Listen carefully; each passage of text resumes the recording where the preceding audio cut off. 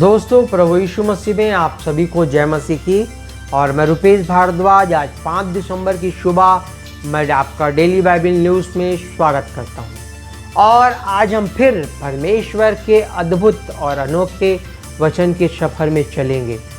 मेरे दोस्तों, परमेश्वर का वचन जो है वो रहस्यों से भरा हुआ है। हम जितना भी प्रयास करें उन रहस्यों को खोजने का, हमको कुछ ही रहस्य हाथ लगते हैं और बहुत सारी भेद की बातें हैं जो अभी भी मनुष्यों की दृष्टि से छिपी हुई है। तो मेरे दोस्तों, आज का वचन मेरे साथ खोल ले। निर्गमन उसका 4 अध्याय उसका 2 पद हम पढ़ेंगे। यहाँ लिखा है, यहोवा ने उससे कहा, तेरे हाथ में वह क्या है? वह बोला, लाठी। यहाँ जब मूसा उस पर्वत पे जाता है, अब उस पर्वत का नाम क्या है उसको कमेंट में आप लिखिए।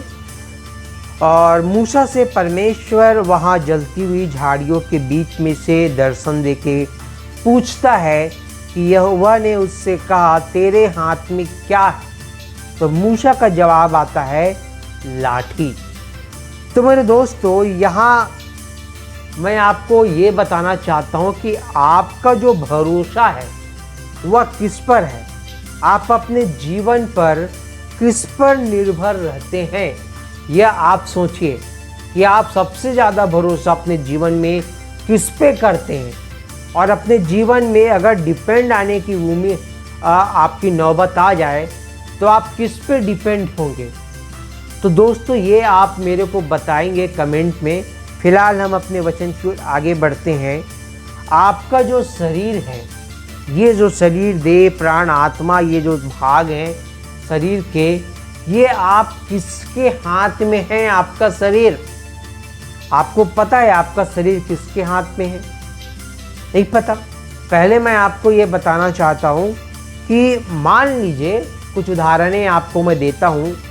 मैंने 5000 का बेट मान लीजिए मेरे हाथ में, जैसे मूसा के हाथ में वो लाठी थी, वैसे मान लीजिए वो 5000 का बेट मेरे 5000 का बेट मैंने खरीदा और अपने हाथ में रखा, ठीक है। तो वो 5000 का बेट मेरे हाथ में उसकी कीमत सिर्फ 5000 ही रहेगी। मगर वही बेट को अगर सचिन तेंदुलकर अपने हाथ में पकड़ ले और ऐसे एक बार दिखा दे तो उसकी बोली कम से कम लाखों, 5-10 लाख में लग जाएगी। अब उस बेट की कीमत कम से कम 5 से 10 लाख रहेगी। वैसे ही मेरे दोस्तों, कुछ उदाहरण आपको और बताना चाहूँगा। बास्केटबॉल आपने देखा होगा, 200-300 में मिल जाता है। मान लीजिए मैंने 200 का एक बास्केटबॉल खरीद के लाया और उस बास्केटबॉल पे अपना सिग्नेचर भी कर दिया, यार रुपेश करके। मगर उस बास्केटबॉल को मैं जब किसी को दूंगा तो उसका कीमत 200 ही रहेगा। मेरे वहाँ पे सिग्नेचर की कोई वैल्यू नहीं, मेरे बास्केटबॉल की कोई वैल्यू नहीं, मेरे हाथ की कोई वैल्यू नहीं है। मगर उसी बास्केटबॉल को मार्क मैक्वायर के हाथ में अगर दे दिया जाए, मार्क मैक्वायर एक बास्केटबॉल के बहुत प्रसिद्ध खिलाड़ी हैं, जैसे क्रिकेट में हमारे भारत में सचिन तेंदुलकर, उसी तरीके से वो बास्केटबॉल के बहुत मशहूर प्लेयर हैं। उनके हाथ में अगर वो दे दिया जाए और वो अपना सिग्नेचर उस बास्केटबॉल पे कर दे तो वो 200 की बॉल 2 करोड़ की बन जाएगी।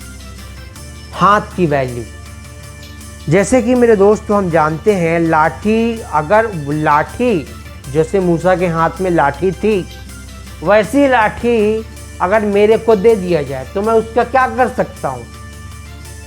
मैं उसका ज़्यादा से ज़्यादा किसी को दनादन पीट सकता हूँ, किसी का मुंडी हाथ पैर तोड़ सकता हूँ, और कुछ नहीं। गुस्सा आए, कभी कभी पति लोग को गुस्सा आता है, उनके हाथ में लाठी दे दिया जाए तो पत्नी का मुंडी, हाथ पैर सब तोड़ देते हैं। और पत्नी अगले दिन दिखती है थाना में, पुलिस, पति दिखता है लॉकअप में। ऐसा होता है।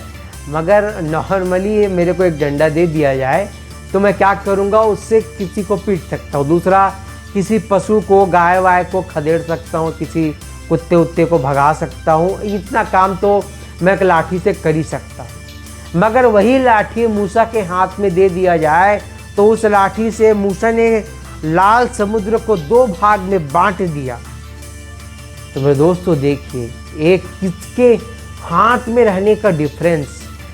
अब यहाँ पे मैंने शुरू में इसीलिए पूछा कि आपका शरीर किसके हाथ में, अगर आपका शरीर शैतान के हाथ में है और क्या आपका शरीर परमेश्वर के हाथ में, ये दोनों हाथ। अगर आपके जीवन में पाप है, आप पाप करते हैं, आप नशा करते हैं, आप झूठ बोलते हैं, गुस्सा करते हैं और जितने भी वचन के खिलाफ बातें वो सब करते हैं, तो आपने अपने शरीर को शैतान को दे रखा है। और अगर आप अपने जीवन में वचन के अनुसार चलते हैं, आज्ञा को मानते हैं, तो आपने अपने शरीर को परमेश्वर के हाथ में।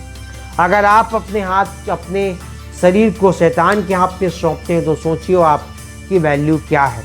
और अगर आपने अपने शरीर को परमेश्वर के हाथ में सौंपा है, तो सोचिए आप उससे क्या कर सकते हैं।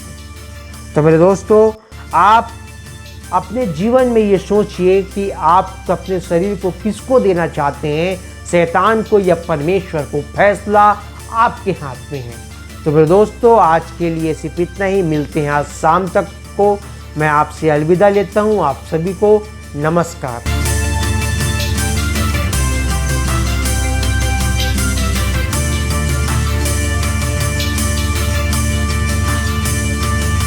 इसी तरह और भी हमारे भारत देश के लिए बड़े बड़े प्रोजेक्ट हैं, जिसके लिए यदि परमेश्वर पिता आपके मन को उभारता है, तो आप अपनी आर्थिक सहायता राशि दे सकते हैं। आप डायरेक्ट हमारे बैंक अकाउंट में डाल सकते हैं और UPI के जरिए भी आप अपनी मदद राशि डाल सकते हैं।